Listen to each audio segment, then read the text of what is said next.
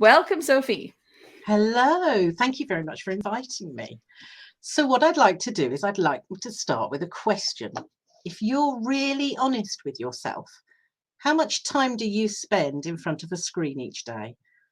Perhaps you wake up, have a quick scroll through social media as you start your day, log on for a day's work or study, catch up with friends, messaging, or look at the news once you're done for the day, and then maybe settle down for a movie or an evening of gaming.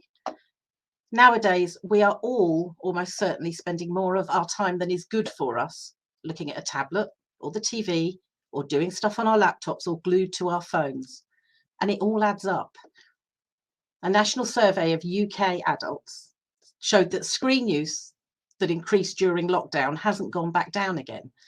One study from 2020 found that half of UK adults reported looking at a screen for 11 hours or more a day. 11 hours a day. And in 2021, another said that the average daily use for mobile phones, just mobile phones, was 4 hours a day. So you might not think that there's a problem here, but trust me when I say I think you probably need to get out more. By that, I mean you should spend more time outside in the natural environment. I appreciate that right now, short days and cold, icy weather is going to make it a hard sell, but let's just see if I can persuade you. So, most of us kind of know that being in nature makes us feel a little bit better in some way, and there's plenty of research to back that up. Over the next 10 minutes or so, I'm going to share reasons why, focusing on three areas: creativity, memory and attention, and mood and well-being. So, let's start with the impact of nature on your creativity. Where is it that you have your best ideas? Just think about that for a sec. I'm guessing it's not when you've been sat in front of a screen for hours on end. Getting out into nature more can help your imagination, your ingenuity, your innovation, and your inspiration. Creativity is not just about what artists and writers and musicians and people like them create. As you can imagine, creative thinking is part of all possible jobs and situations.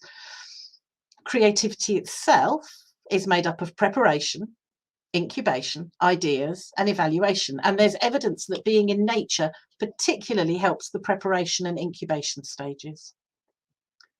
People who spent 4 days in nature showed a 50% improvement in their creativity. The researchers thought this was probably a combination of not having access to technology and the natural environment leading to more positive emotions. So I'm sure right now some of you are thinking 4 days outside. There's brainwave evidence that spending just 25 minutes outside can lead to improvements in creativity. So when the prefrontal cortex part of the brain is calmed down, flashes of insight come to us. It's as if there's an imagination network that kicks in when we're doing something relaxing, like sitting watching the birds or walking in a wood or a park. And it's this that's thought to be where we get our creative thoughts from. Nature tends to make us more curious and able to get new ideas, as well as be flexible in our way of thinking. So another aspect of our brains that can be improved by getting out more is our memory and our attention. So working memory is a term that's used by psychologists.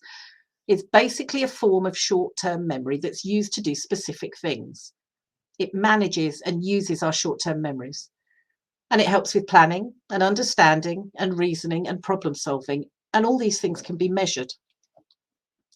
In one study, students were given a memory test and then divided into two groups. One walked around an arboretum, basically a tree zoo, and the other walked down a city street. And those who'd been in the woods had significantly improved memory and brain function. There's even evidence that if you spend an hour walking in nature, your memory span can increase by 20%. It's not just that, though. Nature can help with our focus too. Essentially, there's just too much vying for our attention nowadays. And that works against how we've evolved. We're just not cut out to be switched on all the time. This constant stimulation impacts the brain, and that can lead to attention fatigue. Attention fatigue is not a good thing. You make bad decisions. You can be irritable. You can miss social cues. You can be restless or confused or forgetful. And that's not all. Impaired judgment, recklessness, and inability to plan, poorer quality thinking are all things that can happen if you focus on doing one thing for too long. Ultimately, if you can't see the wood for the trees, you need to get out and actually look at the trees. What you might be thinking now is that being out in nature provides constant stimulation for our brains as well. And you're not wrong. It's just that the way in which the brain engages with nature turns out to be effortless in terms of our attention. The upshot is that exposure to natural surroundings can improve focus and attention and help dispel brain fog by reducing mental fatigue or stress. There's even research on children with ADHD that shows being in nature can reduce their symptoms. And a walk outside can have similar effects even when the weather's rubbish. One American researcher said, and I quote, "People don't have to enjoy the walk to get the benefits. We found the same benefits when it was 80 degrees and sunny over the summer as when the temperatures dropped to 25 degrees in January. The only difference was that participants enjoyed the walks more in the spring and summer than in the dead of winter. To be honest, I'd rather walk in the cold, but I suspect I'm not normal in that." One of the other really cool things is that it's been shown you can reap the improvements to memory and attention just by looking at pictures of nature for 6 minutes, if that's your only option. One study showed improved attention after only looking at one for 40 seconds. But just to be clear, you can't take your phone or another screen and simply look at that while you're outdoors. It's just not going to have the same effect. The final benefit of nature I want to talk about, and it's a biggie, is the positive effect on mood and well-being. So despite all the amazing technology that we have nowadays, humans still have a deep connection with nature. And the more we nourish that bond, the better we feel. And if we don't, we can end up with nature deficit disorder, which is a set of mental health and physical symptoms that are either caused or made worse by a lack of time outdoors. These can include depression, ADHD, obesity, and anxiety. And one study showed that watching TV and computer use can actually predict depression level amongst adults. There's even evidence that associates more screen time with a loss of empathy and a lack of altruism, which basically means you'll be a better person if you get outside more. Nature can activate the part of the brain associated with emotions, with empathy, and self-awareness. And exposure to plants has been shown to suppress the sympathetic nervous system. So that leads to lower cortisol and a lower heart rate. It basically relaxes you. A daily walk outside in nature can be as effective as taking an antidepressant in some cases of mild depression. And it can also reduce anxiety. And if you're prone to overthinking or worrying, getting outside into a green space might be just what you need. A 90-minute walk in nature lowers activity in the part of the brain that's linked to negative overthinking. So when I'm feeling stressed, I try and grab my walking shoes and get outside. And almost every time I found myself down by the river, even though I didn't plan a route. And every time I come home, I feel better able to cope, whether that's with a tricky conversation or focused work, or even just switching off from what's going on and having a break.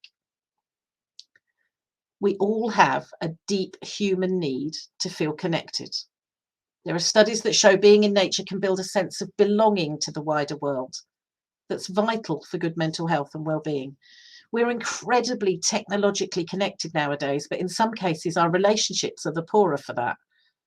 Something else I've not even touched on is that there's also loads of evidence that being outside, walking and talking has a big impact on the quality of conversations, and it can lead to better personal relationships.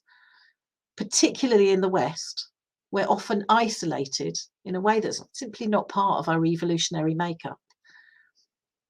And just maybe when you're feeling a bit lost, wondering what life's all about, a dose of awe might just remind you how wondrous the world is. Trees that were around centuries before you and that will endure beyond your lifetime, or an infinite sky full of stars, can help remind you that we're a tiny part of an incredible, wonderful, and glorious universe. And what could be more inspirational than that? So I've talked about how getting outside can improve your creativity, your memory, your attention, your mood, and your well-being. In case you were wondering, that doesn't need to involve exercise. Just being outside in a natural environment can have the same effect. And by natural, I don't just mean green spaces. There's evidence that blue spaces, water, like the sea or a lake, can have similar effects. And it's not about what you can see either. Natural sounds can also be good for you. So when I can't get out, I use noises.online, which is a website that lets you build your own natural soundscape so that I can hear the breeze in the trees and a crackling log fire and some bird song. So many benefits, so many reasons to get outside into nature. Have I persuaded you yet? To help you get started, I want to end with some top tips from the Mental Health Foundation about how you might get more nature into your life. So the first of these is to find nature wherever you are. Nature's all around us. Even in cities, there are parks or riverbanks or trees. Try and look out for the unexpected, like a fox if you're on your way home in the early hours or if you're heading out to work before sunrise. Pay attention to changes in the weather or birdsong outside your window. The key is to try and notice nature wherever you are in a way that's meaningful to you. Secondly, use all of your senses. What can you hear or smell? Can you feel the wind on your face? When you're outside, try to mindfully focus on what your senses are perceiving. All the goodness of nature can help you to find a sense of calm and joy. And get out more. As you've heard, most people don't get out enough. It doesn't matter if you visit green spaces like parks or woodlands or gardens, or blue spaces like rivers or the beach. Both can help lift your mood, feel better about things, and work or study more effectively. You can always go with a friend or a relative if going on your own feels a bit much. The next suggestion is bringing nature to you when you can't get out to it. So something as simple as having plants in the house is a great way to have something natural to see or touch or smell. Pots of herbs from the supermarket are cheap and a really good start. When I was a student, I had significant mental health problems, and I ended up with a splendid collection of houseplants. Caring for them, even when I struggled to care for myself, made me feel better.